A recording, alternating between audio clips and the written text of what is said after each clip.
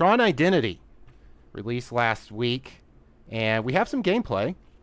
This was captured on my Steam Deck and uses Proton Experimental. It is not verified to work with the Steam Deck, but by default, Proton Experimental installed, and I was able to run the game with no problems. So what we're looking at right here is the beginning of the game. The game takes place in the grid. It is a different grid than the grid we are used to in the previous movies, because in this case, the grid has been abandoned by the users. So it's just the programs that occupy this very world. We play as Query, a detective program, which is interesting because detectives ask questions, and his name is Query. And this building you see before you here is the repository. And Query has been called in because there has been an explosion, a fire that occurred at the repository. And this is a story-driven game, and you follow a actual path of a story. Now, I want to accentuate what a path is exactly. It's not quite just linear. You get to make decisions on how you interact with the characters, or should I say other programs in the game. You can choose to keep it with just business, and we are here for business. You can be friendly, or you could be even critical.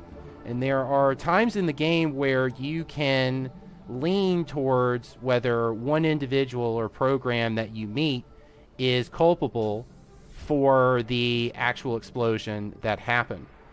And what I have enjoyed about the game is you return to the depth of the lore from the games. And I actually learned more about the Tron lore because it made me want to go and look up what I was not able to recall immediately from the movies. And now, Grish is one of the first, he actually is the first program that you meet.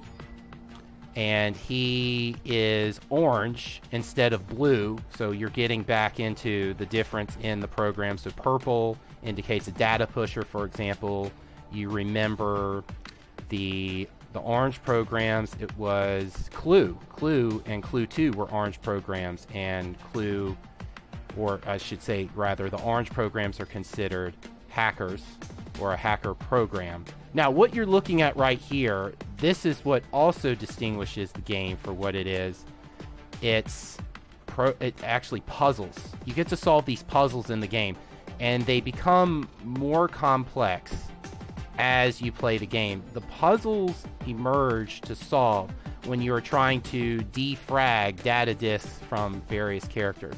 So as you can see here, I'm trying to understand how to optimize playing and trying to solve these puzzles.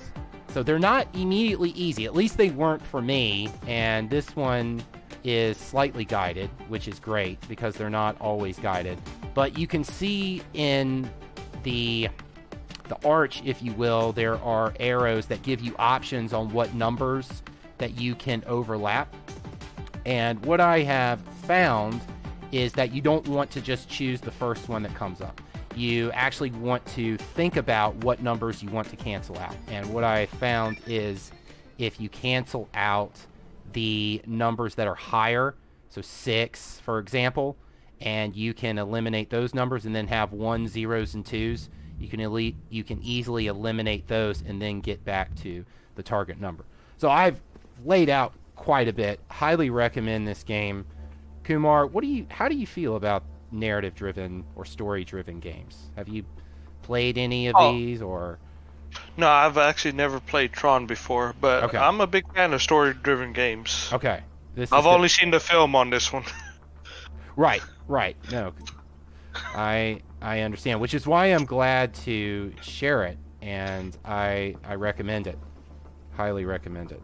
It's